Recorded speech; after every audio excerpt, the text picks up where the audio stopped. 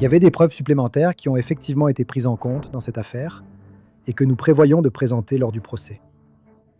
Je ne vais pas entrer dans les détails de ces preuves supplémentaires, je dirais simplement que nous avons présenté une partie significative mais réduite de nos preuves à l'audience préliminaire. Et cela va être essentiel parce que la défense a mis en avant certaines failles que l'on peut considérer comme importantes dans le dossier de l'accusation contre le chanteur David pour le meurtre présumé de Celeste Rivas Hernandez, âgée de 14 ans. Donc, ce que nous voulons faire, c'est parler de ce que pourraient être ces lacunes et de ce que l'accusation pourrait faire. Bienvenue dans Sidebar, présenté par Law & Crime. Je suis Jesse Weber. Je veux faire quelque chose ici. Je veux faire quelque chose de très très précis en ce qui concerne David. David Anthony Burke, le chanteur. Accusé de meurtre au premier degré, abus sexuels continus sur mineurs et accusation de mutilation illégale de restes humains en lien avec la mort de Celeste Rivas Hernandez, âgée de 14 ans. Au fait, je dois juste dire ça rapidement. Vous savez, on couvre cette affaire. Mais si vous voulez consulter les documents et avoir une vue d'ensemble complète de cette affaire, tout ce que nous avons, rendez-vous sur l'application Law & Crime Plus pour accéder à la section dossier consacrée à toutes les grandes affaires que nous suivons. Nous en avons un pour David. Allez voir, il y a de nombreuses informations dont nous parlons souvent dans Sidebar. Mais si vous voulez tout lire et voir par vous-même, c'est disponible là-bas. Je veux examiner les failles ou lacunes du dossier de l'accusation. Nous faisons cela car nous venons de passer en revue l'audience préliminaire, et cela nous a donné un aperçu de certaines choses. Et même si oui, le juge a estimé qu'il y avait suffisamment de preuves, qu'il y avait assez de preuves pour que cette affaire avance, premièrement, nous savons que l'accusation n'est pas obligée de présenter tout ce qu'elle a lors d'une audience préliminaire. Le procureur Nathan Hochman a déclaré « Ce que notre bureau a présenté la semaine dernière n'est qu'une petite partie, mais révélatrice, des preuves accumulées par les enquêteurs prouvant la culpabilité du prévenu Burke, au-delà de tout doute raisonnable, du meurtre brutal de Celeste Rivas Hernandez. Et deuxièmement, la barre est très basse lors d'une audience préliminaire. Il suffit de montrer qu'il y a des motifs suffisants pour renvoyer quelqu'un devant le tribunal. Convaincre un jury au-delà de tout doute raisonnable est bien différent. Gardez cela à l'esprit. Je comprends que l'accusation n'a pas tout présenté. Ce n'est pas obligatoire, mais des questions subsistent. Il y a des failles potentielles dans le dossier de l'accusation qui ont été mises en évidence ou soulevées par la défense. Et l'accusation devra peut-être répondre à tout cela lors du procès.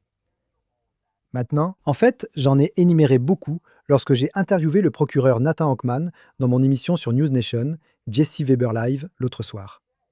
Et il m'a dit que son équipe aurait les preuves pour répondre à tout cela, qu'il a dit que ce serait une affaire reposant sur de solides preuves circonstancielles. Mais quels sont ces éventuels points faibles? Quelles sont ces faiblesses potentielles dans le dossier de l'accusation que vous avez déjà vu la défense essayer d'explorer ou d'exploiter? C'est ce que je veux aborder. Maintenant, laissez-moi être très clair sur un point. Oui, David Anthony Burke, David, il est innocent jusqu'à preuve du contraire. Et même avant d'aborder toutes les failles potentielles, l'accusation a déjà présenté des preuves que l'on peut considérer comme convaincantes lors de cette audience préliminaire. Je veux dire, en ce qui concerne l'accusation d'abus sexuels continus, à mon avis juridique, l'accusation a beaucoup d'éléments. S'ils essaient de prouver que David a eu une relation sexuelle illégale avec un mineur sur une certaine période, lorsque le détective Corey Farrell du LAPD était à la barre, il a passé en revue toutes ces photos prétendument explicites sur le plan sexuel, apparemment trouvées sur le téléphone de David.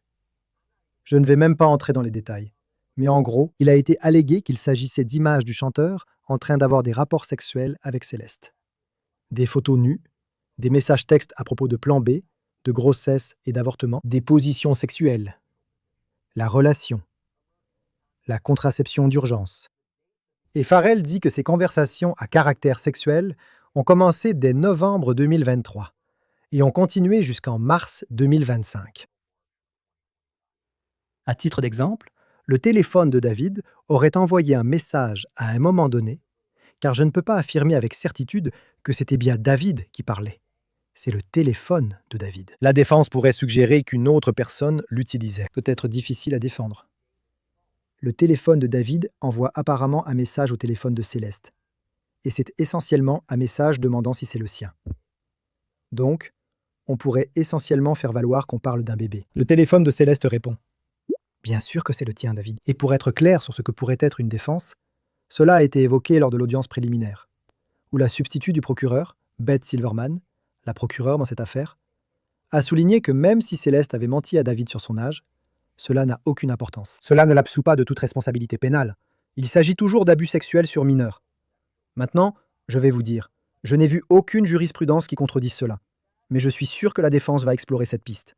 Nous verrons bien. Concernant l'accusation alléguée de démembrement, c'est-à-dire de mutilation illégale de restes humains, les enquêteurs ont témoigné au sujet de des tronçonneuses, un système de nettoyage à serpillière, des sacs mortuaires et une piscine gonflable bleue. Tout cela aurait été commandé au domicile de David, sous un faux nom, dans les jours qui ont suivi le décès signalé de Céleste. Un expert en ADN a témoigné que les preuves, provenant de ce qui semblait être des taches de sang dans le garage de la maison, correspondaient à l'ADN de Céleste. Un expert criminaliste a témoigné sur des tapis chez David, présentant des coupures linéaires et des taches révélant une possible présence de sang. Des preuves d'un sac poubelle présumé contenant des lingettes tachées, des coupures présumées sur cette piscine gonflable bleue, comment des fragments de plastique bleu, retrouvés dans les restes de Céleste, seraient prétendument compatibles avec la piscine gonflable que David aurait commandée et qui a été retrouvée chez David. Que la Tesla de David, où les restes de Céleste ont été retrouvés, aurait contenu 11 désodorisants, que des analyses ont révélé d'éventuelles traces de sang dans la voiture. Silverman suggère que du sang aurait pu s'écouler de la Tesla garée,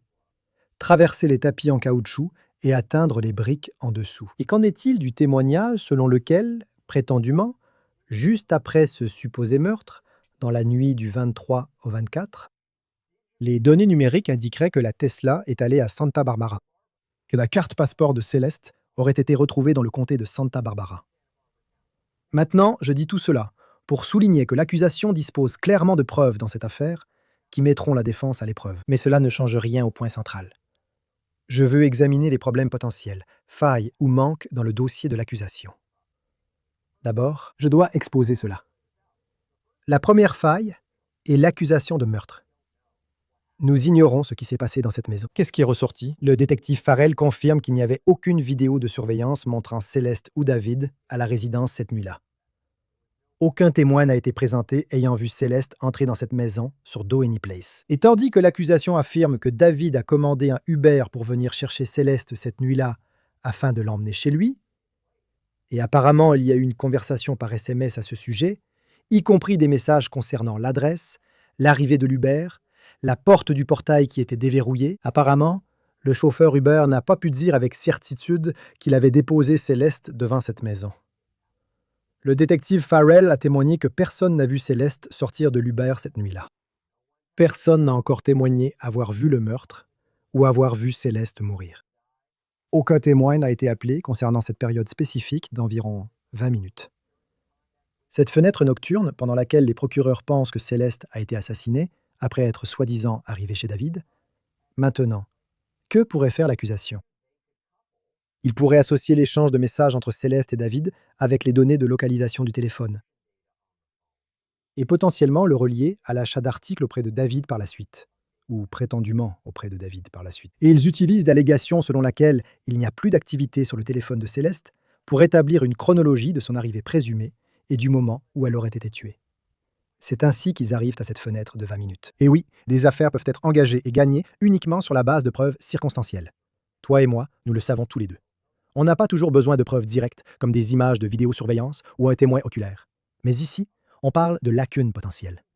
Et cela nous amène à un autre point important. Si elle est entrée dans la maison, que s'est-il passé? Comment sais-tu qu'il s'agissait d'un meurtre au premier degré, avec circonstances spéciales? Ni le détective Farrell, ni le médecin légiste adjoint n'ont pu dire précisément ce qui s'est passé. Et cela est compliqué par le fait qu'aucune arme du crime n'a jamais été retrouvée. Et pour vous donner une idée de ce que je veux dire, regardez le contre-interrogatoire du docteur Grant O, ce médecin légiste adjoint dont j'ai parlé. C'est à ce moment-là que la défense l'interrogeait, parce qu'elle a demandé si la décomposition avancée, ce qui est le cas ici, peut influer sur la précision des résultats des analyses toxicologiques. Le témoin confirme que c'est possible. La défense a demandé s'il est pertinent de connaître les antécédents psychiatriques, tendances suicidaires, ou si la personne consomme habituellement des drogues pour un rapport d'autopsie. Le témoin répond que oui, c'est possible. Le docteur O n'a apparemment pas parlé avec les proches à propos de ses caractéristiques ou de ses caractéristiques potentielles. Et la défense, d'après ce que nous avons pu voir, semblait insinuer lors du contre-interrogatoire: est-il possible que Céleste se soit poignardée elle-même, qu'elle ait pu se faire quelque chose? Vous savez, l'avocate de la défense, Marilyn Benarski, a amené le docteur O à établir qu'il ne peut pas exclure que les 2 blessures pénétrantes, qu'elle a affirmé être la cause du décès, soient survenues à quelques secondes d'écart. Je cite: « Vous ne pouvez pas dire si Madame Hernandez tenait le couteau ayant causé les 2 blessures, n'est-ce pas? C'est exact. Vous ne pouvez pas l'exclure, n'est-ce pas? C'est une considération, mais on s'attendrait à voir des plaies d'hésitation. On lui a demandé: est-il juste de dire que vous ignorez les circonstances de ces blessures? Il a répondu: c'est exact. Supposons qu'il s'agisse d'un couteau. Nous n'avons pas l'arme du crime, ce qui crée un doute raisonnable et donne une marge à la défense. Et il faut imaginer que la défense pourrait faire venir son propre médecin légiste pour témoigner d'une cause de décès différente, peut-être, au lieu de multiples blessures pénétrantes, ou même d'un autre mode de décès que l'homicide. Alors, d'où leur vient cette idée selon laquelle elle se serait infligé cela elle-même? Eh bien, vous avez entendu cette série de questions sur la santé mentale, n'est-ce pas? L'avocat de la défense a demandé au détective Farrell si Céleste avait des antécédents de violence domestique ou des messages évoquant d'éventuels problèmes de santé mentale. Et bien que le juge n'ait pas autorisé la présentation de cette preuve à ce stade de la procédure, cela pourrait être révélé lors d'un procès. Mais si vous ajoutez cela au message texte ou au prétendu message texte du 22 au 23 avril 2025, encore une fois, c'est la période dont nous parlons, le moment clé où Céleste aurait été tuée. La défense a souligné cela lors du contre-interrogatoire de Farrell, montrant, selon certains, que Céleste exigeait de voir David avant son départ à l'étranger, qu'elle suppliait de pouvoir le voir en personne, et qu'il refusait. Cela contredirait le récit affirmant qu'il l'aurait attirée sur la propriété pour la tuer. Et puis l'inspecteur Farrell a semblé confirmer que David répond d'accord et accepte de voir Céleste le 23 avril 2025. Et après qu'elle lui envoie ce message: « Arrête ces conneries, je te vois aujourd'hui. » Maintenant, Blair Burke, l'avocat de David, lit ce texto prétendument menaçant de Céleste, daté du 22 avril, dans lequel elle aurait dit à David qu'elle mettrait fin à sa carrière. Et dire à son père, je cite, « tellement de mensonges à son sujet qu'elle va le mutiler. » Je cite, « Je vais dire à mon père tellement de putains de mensonges sur toi, je te jure, je vais mettre fin à ta carrière et à ta vie, je vais tout détruire. » Elle aurait envoyé cela le 22 avril. Maintenant, Burke aurait apparemment aussi lu un texto de Céleste menaçant explicitement de faire des accusations anonymes et, je cite, « de balancer tout ce que j'ai sur toi ». Et cela ferait apparemment référence à la question de savoir si David allait publier sur les comptes de réseaux sociaux d'Asia Collins des photos les montrant tous les deux ensemble. Il semblait y avoir une insinuation selon laquelle elle était jalouse de cette personne. Asia Collins est quelqu'un dont nous avons déjà parlé, apparemment dans l'entourage de David. Et Céleste aurait apparemment dit à David qu'elle avait ses coordonnées, le numéro de sa mère, le menaçant de divulguer toutes ces informations. Et puis, il y a des textos comme celui-ci, où Céleste aurait écrit à David en août 2024. « Je tiens à toi. J'ai tué mon enfant pour toi. Je n'aime pas en parler parce que ça me bouleverse vraiment, mais je ferai n'importe quoi pour le récupérer. » Pourquoi est-ce important? Voici l'essentiel. L'accusation peut présenter de tels messages pour appuyer ses dires. Elle le menaçait de le dénoncer et de ruiner sa carrière. Il avait un mobile pour la tuer. Pour protéger sa carrière, il l'a attirée chez lui et l'a tuée. D'ailleurs, les procureurs rappellent que son premier album, Withered, faisait partie d'un contrat de 19 millions de dollars avec Interscope Records. Ce disque devait sortir quelques jours plus tard, le 25 avril. Cela concerne les allégations de circonstances aggravantes. Ces faits relèvent de l'accusation de meurtre, n'est-ce pas? Cela risquerait des peines plus lourdes, voire la peine de mort. Tuer pour de l'argent, éliminer un témoin, tendre une embuscade, des circonstances aggravantes, n'est-ce pas? Mais la défense pourrait aussi soutenir que c'est elle qui a tout initié, qu'elle a supplié de venir, qu'elle est devenue hystérique, qu'elle est devenue instable, qu'elle avait des problèmes de santé mentale, et qu'elle s'est fait du mal cette nuit-là. Que peut-être elle a attaqué David, que peut-être il a agi en légitime défense. Est-ce qu'elle l'a attaqué? Est-ce qu'elle l'a menacé? Va-t-il témoigner et défendre cette version? Était-ce un meurtre commis sous le coup de la passion, n'est-ce pas? Est-ce un homicide sans préméditation commis sous le coup de la passion et non un meurtre prémédité? Y a-t-il une place pour un doute raisonnable? Parce que nous n'avons pas plus d'informations pour l'instant sur ce qui s'est exactement passé pendant cette fenêtre de 20 minutes, soi-disant à huis clos, entre Céleste et David, au moment où elle serait arrivée à la maison et où David est accusé d'avoir envoyé un message d'alibi, n'est-ce pas? Environ 20 minutes après son arrivée, il envoie un message d'alibi demandant où elle était. Il y a un vide et une possibilité. Je dois aussi souligner un point. Rappelez-vous, dans l'une des pièces déposées par l'accusation, ils ont allégué que David est resté sans intervenir pendant que Céleste se vidait de son sang. Comment le savent-ils? Comment vont-ils prouver ça? Ce n'est pas comme s'ils avaient appelé un témoin oculaire qui a vu ça. Ce n'est pas comme s'ils avaient des images de vidéosurveillance pour le prouver, du moins jusqu'à présent. Comment peuvent-ils affirmer cela? Comment prétendre à un meurtre au premier degré avec toutes ces circonstances aggravantes? Je voudrais aussi souligner un point de la défense lors de l'interrogatoire du médecin légiste adjoint, notamment concernant l'état de décomposition et de démembrement. C'est un problème. Le docteur O a témoigné qu'il est prêt à dire qu'elle était morte depuis des semaines, parce qu'il y a des semaines et des mois. Il ne pouvait pas dire qu'elle était morte depuis des mois, car il n'y a ni mois ni semaines. C'est un peu technique, mais en résumé, vous avez un témoin qui ne peut pas dire avec certitude depuis combien de temps Céleste était morte avant que ses restes ne soient découverts. Donc, il ne peut pas déterminer la date exacte de sa mort, comme étant le 23 avril 2025, sur la base de l'autopsie. Et si la défense peut convaincre le jury qu'elle était encore en vie après le 23 avril, cela va être important. Maintenant, où est-ce que je pense que l'accusation veut en venir? Qu'est-ce que je pense que l'accusation va faire pour répondre à tout ça? Voici mon avis, basé sur ma discussion avec le procureur Nathan Hochman dans mon émission sur News Nation. Je crois avoir lu entre les lignes de ses propos. J'imagine que l'accusation soutiendrait « Jury, est-ce que vous êtes censé croire que Céleste s'invite chez lui, se suicide, et que David réfléchit si vite qu'à peine quelques minutes plus tard, il envoie un texto pour se donner un alibi? Il ne pense pas à appeler les secours ou la police pour leur dire ce qu'il vient de voir, ce qu'il vient de se passer. Jury, est-ce que vous êtes censé croire qu'il vaque à ses occupations quand Céleste l'attaque violemment, il la tue en légitime défense, et ensuite il envoie calmement un message pour se donner un alibi? Il réfléchit aussi vite. Puis il achète soi-disant tout le matériel pour soi-disant démembrer son corps. Ils vont soutenir que ça n'a pas de sens. Ils vont dire que non, il avait un plan en tête, qu'il voulait la tuer, qu'il l'a bien assassinée, qu'il a bien essayé de dissimuler le crime. Je souhaite souligner quelques points clés de l'audience préliminaire, car les procureurs indiquent qu'à 10h31, donc la nuit où elle vient chez lui, la nuit où ils affirment qu'il l'a tuée, il envoie ce texto pour se donner un alibi. Hubert a dit « Vous êtes arrivé. T'es où, tu es où, c'est ça? Bonjour, frérot, tous ces messages. » Et le détective Farrell a témoigné que les messages de David à Céleste ont continué cette nuit-là, qu'il y a environ une douzaine de messages de David à Céleste après son arrivée en Uber. Après son arrivée à la maison, selon l'allégation, tout tourne encore autour de David prétendument déconcerté par son silence. Et Farrell a témoigné qu'il n'y avait aucune activité supplémentaire depuis le téléphone de Céleste après son arrivée. Pourquoi?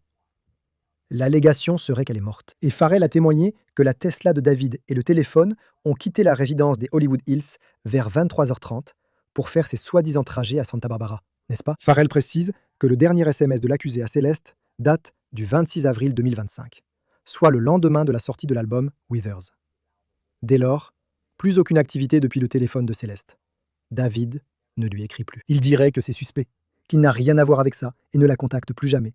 Ou alors qu'il ne la contacte plus car il l'a tuée et sait ce qui s'est passé.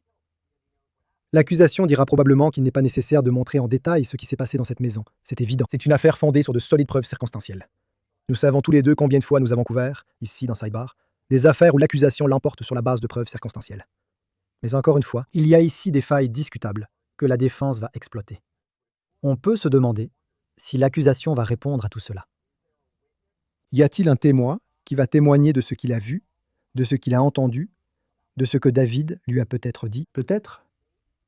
Et pour continuer notre conversation sur les éventuelles failles, je vais dire, en dehors de l'absence d'une arme du crime présumée, qu'est-ce que David aurait utilisé exactement pour démembrer Céleste? Parce que les procureurs affirment que David a commandé 3 tronçonneuses pour cette maison. Mais les 2 qui ont été retrouvées dans le garage de cette résidence n'ont pas révélé de traces de sang ou d'ADN. Idem pour une scie électrique retrouvée. Un témoignage indique qu'un criminaliste a affirmé que si les lames avaient servi au démembrement d'un corps, il aurait été impossible de les nettoyer suffisamment pour obtenir un résultat négatif au test. À ce propos, le Dr O, médecin légiste adjoint, a indiqué que certains démembrements pourraient correspondre à des coupures de tronçonneuses. Alors, où est le problème ici? Eh bien, l'une des choses dont les procureurs ont parlé, c'est de cette 3e tronçonneuse manquante. Et ils ont présenté des photos du produit de cette tronçonneuse, de marque Makita, de 10 pouces, apparemment achetée chez Home Depot, apparemment livrée par Postmates. Les détectives ont confirmé que la tronçonneuse n'était pas présente. Autant que nous puissions en juger, ils ne l'ont pas. Je veux dire, est-ce celle-là? Est-ce celle-là qu'il aurait utilisée pour démembrer Céleste? Parce que si vous n'avez pas l'outil, c'est une lacune. J'ai posé la question à l'enquêteur privé Steve Fisher après l'audience préliminaire, à laquelle il avait partiellement assisté. Il suivait l'affaire depuis le début. Voici ce qu'il a dit sur la tronçonneuse. Le médecin légiste a expliqué qu'en raison de la décomposition, il est impossible de déterminer précisément la longueur de la lame ou l'instrument utilisé. Je pense que tout le monde suppose qu'il s'agissait probablement d'un couteau. Mais il s'est écoulé beaucoup de temps entre-temps. Donc, c'est incroyable pour moi qu'il y ait eu encore des preuves, comme une flaque ou quoi que ce soit, dans ce garage. Je veux dire, quelle stupidité, non? Si tu essaies de cacher ça. Et une partie de moi se demande s'il savait simplement qu'il allait se faire attraper et qu'il attendait juste en quelque sorte. Parce que c'était le cas. Penses-tu que la tronçonneuse manquante est la clé? Oui, je pense que cette tronçonneuse pouvait être à Santa Barbara. Je pense. Au deuxième ou troisième voyage, il était peut-être en train de... Puisque si tu observes ce deuxième voyage, ils soutiennent que c'est arrivé vers le 5 mai, autour de la fête de Cinco de Mayo. Et le 8 mai, je pense qu'il a fait un autre voyage là-bas. Et je me demande si c'était pour se débarrasser de choses près de ce lac ou quelque chose comme ça. Mais je n'en suis pas sûr. Je pense juste que ça pourrait être une raison pour laquelle, tu sais, la carte d'identité a finalement été retrouvée là-bas aussi. C'est comme un endroit pour se débarrasser de choses. Pourquoi a-t-il choisi cet endroit? Et comment le connaissait-il? Cela me dépasse. J'y suis allé, c'est isolé. C'est juste une route qui traverse la zone. Les routes secondaires mènent à un cas de scout, mais elles sont peu fréquentées. Je ne comprends pas comment il a pu connaître cet endroit la nuit. J'ai interrogé le procureur Nathan Hockman sur la tronçonneuse disparue. Mais il n'a rien voulu dire, car l'affaire est en cours. Personnellement, je pense que s'ils avaient la tronçonneuse, ils l'auraient montré à l'audience préliminaire, non? S'il l'avait, il prouvait son utilisation pour le démembrement, il l'aurait présenté. Surtout s'il trouve une tronçonneuse à Santa Barbara, où David est accusé d'être allé. Il pourrait trouver quelque chose avant le procès, comme cette arme du crime. Peut-être la tronçonneuse. Je ne sais pas. Mais quand on évoque des zones d'ombre, vous savez, nous n'avons entendu aucun témoin oculaire, dire de façon définitive que c'était David qui conduisait la voiture jusqu'à Santa Barbara. Est-ce que quelqu'un d'autre aurait pu utiliser son téléphone? Est-ce que quelqu'un d'autre aurait pu utiliser sa voiture? Je crois qu'une autre lacune est simplement l'absence de témoins de ce qu'ils ont vu et entendu. Je reviens au dossier du procureur. Les procureurs affirment que David a menti à ses proches sur l'odeur présumée de décomposition chez lui. Mais je ne me souviens pas que quelqu'un ait témoigné à ce sujet. Nous n'avons pas vu Asia Collins. Nous n'avons pas vu Neil Langston témoigner, soi-disant ami, connaissance de David. Je veux dire, si on revient au 4 juillet 2025, selon TMZ, il y avait une diffusion en direct qui montrait apparemment David en train de dire à ses amis Neil Langston et Uskana à propos de cette odeur dans sa maison, disant qu'il s'excusait pour l'odeur de sa salle de bain, affirmant qu'il était allé aux toilettes 2 heures plus tôt. Est-ce que cela va être présenté par l'accusation pour dire qu'il ment sur la nature de l'odeur? Donc, ce qui me manque, c'est de savoir de quoi il pourrait témoigner. Si vous vous souvenez, Neil aurait été arrêté pour ne pas s'être présenté comme témoin et aurait été ramené à Los Angeles pour témoigner devant un grand jury. On sait aussi qu'une tentative de citation à comparaître visait la famille de David. Rien de cela n'a eu lieu lors de l'audience préliminaire. Zone d'ombre. De quoi aurait-il témoigné? Aurait-il témoigné de la relation sexuelle illégale présumée entre David et Céleste? Témoignerait-il au sujet de la Tesla? Je l'ignore. De toute façon, l'accusation n'a pas à tout présenter à l'audience préliminaire. Hockman a précisé que ce n'était qu'une partie des preuves. Et quand on pense à ce que ceux qui gravitent autour de lui, autour de David, pourraient témoigner, l'un des points faibles potentiels de cette affaire, c'est cela. Je ne me souviens pas d'un quelconque témoignage, jusqu'à présent, disant que David aurait envoyé des messages ou communiqué avec qui que ce soit au sujet d'une intention de tuer Céleste, ou qu'il avait peur d'elle. A-t-il voulu la faire taire, ou admis quelque chose? Cela va-t-il ressortir? Peut-être. Je rappelle simplement ce qu'a dit l'avocat Benarski, l'avocat de la défense, au tribunal lors de l'audience préliminaire, après des jours de témoignages. Les preuves indiquent seulement que le corps d'une jeune femme a été déplacé et caché. Bien que ces éléments circonstanciels étayent la dissimulation de décès, elles ne prouvent pas un meurtre, ni l'attention préalable requise qui en ferait un meurtre au premier degré. Car la loi reconnaît 2 formes de malveillance. Et son argument ne correspondait à aucune des 2. Et si vous n'avez ni l'une ni l'autre, il n'y a pas de meurtre. La malveillance expresse exposait une intention délibérée de tuer. Elle a affirmé qu'aucune preuve ne montrait ici une telle intention de la part de David. Elle a affirmé qu'il n'avait jamais exprimé d'intention de lui nuire et n'avait aucun antécédent de violence ou d'hostilité envers elle. Comment la relation et les preuves, ici, vont à l'encontre de la malveillance homicide. Elle a aussi affirmé qu'il n'y avait pas de malveillance implicite, ni de provocation notable. Et elle dit, à l'inverse, que si l'on considère la provocation, elle venait de Céleste envers David, que c'était elle qui était menaçante. Elle a affirmé que les 3 circonstances spéciales rendant cette accusation de meurtre passible de la peine de mort sont inconstitutionnellement vagues. Pour le guet-apens, si l'on examine les messages textes présentés, cela suggère que Céleste a demandé la rencontre où les procureurs disent qu'elle a été tuée. Il n'y a pas eu d'attaque surprise parce qu'elle savait et s'attendait à ce que David soit à la maison, qu'il était en ligne, en train de jouer quand elle est venue là-bas, ou serait venue là-bas. L'autre circonstance spéciale alléguée le meurtre pour gain financier. Elle a soutenu que la carrière musicale potentielle de David n'est pas un intérêt financier concret selon la loi californienne, qu'il n'existe aucun précédent en Californie pour des gains futurs anticipés.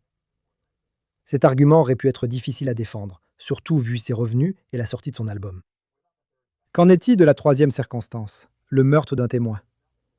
Elle a affirmé qu'aucun élément ne montrait qu'il croyait que Céleste voulait témoigner ou participer à une enquête criminelle. A-t-elle clairement indiqué qu'elle allait collaborer avec les procureurs, travailler avec la police ou aller voir la police? Elle a affirmé que Céleste voulait le ruiner socialement et professionnellement, sans jamais menacer d'aller à la police. L'accusation a répondu, et le juge a estimé qu'il y avait assez d'éléments pour aller au procès pour l'instant. Vous savez, je souligne ce qui pourrait poser problème lors du procès. Écoutez, la prochaine étape à surveiller, c'est la comparution initiale de David le 31 août. Ce sera la lecture officielle des charges. Nous aurons une idée des prochaines étapes dans cette affaire. Cependant, laissez-moi juste ajouter une chose de plus. J'ai demandé à Nathan Hochman, dans mon émission sur News Nation, Jesse Weber Live, s'il y avait une possibilité d'accord de plaidoyer ici. Je n'ai pas demandé s'il accepterait un accord à cause des failles, car il est très confiant sur les preuves et en sait plus que moi. Il est convaincu qu'ils peuvent faire condamner David sans aucun doute raisonnable. Je lui ai alors demandé si vous repensez à ce qui a été présenté lors de cette audience, les photos du corps démembré de Céleste et les photos de Céleste prétendument à caractère sexuel. Voulez-vous épargner tout cela à un jury?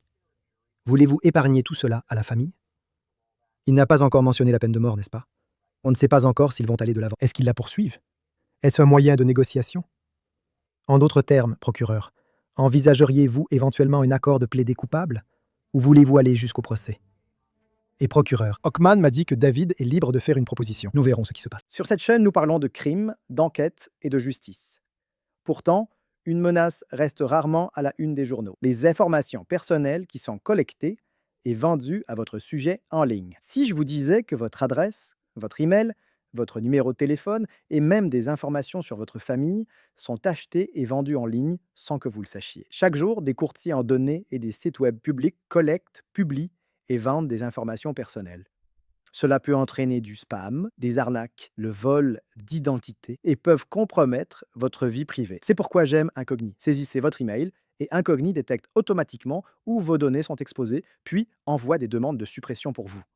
Le tableau de bord de l'application vous fournit des rapports détaillés indiquant exactement où vos données ont été supprimées et, avec l'abonnement illimité, vous pouvez aller encore plus loin. Collez simplement le lien d'un site exposant vos informations personnelles et les experts d'Incogni en protection de la vie privée s'occuperont du reste. La mise en route ne prend que quelques minutes et après une autorisation ponctuelle, Incogni fait le plus gros du travail pour vous. Reprenez dès aujourd'hui le contrôle de votre vie privée. Utilisez mon code spécial pour bénéficier 60% de réduction sur tout abonnement annuel Incogni, avec en plus une garantie de remboursement de 30 jours. Scannez le code QR ou cliquez sur le lien ci-dessous pour commencer à supprimer vos informations personnelles d'Internet. Ils ne peuvent pas vous nuire s'ils ne vous trompent pas. Voilà ce que nous avons pour vous en ce moment, ici sur Sidebar, tout le monde. Merci beaucoup de nous avoir rejoints. Et comme toujours, veuillez vous abonner sur YouTube, Apple Podcasts, Spotify, ou que vous écoutiez vos podcasts. Vous pouvez aussi nous retrouver sur Peacock de NBC. Si vous voulez me suivre, sur X, Instagram, mon émission sur News Nation, Jesse Weber Live, lundi au vendredi à 23h, heure de l'Est. À la prochaine.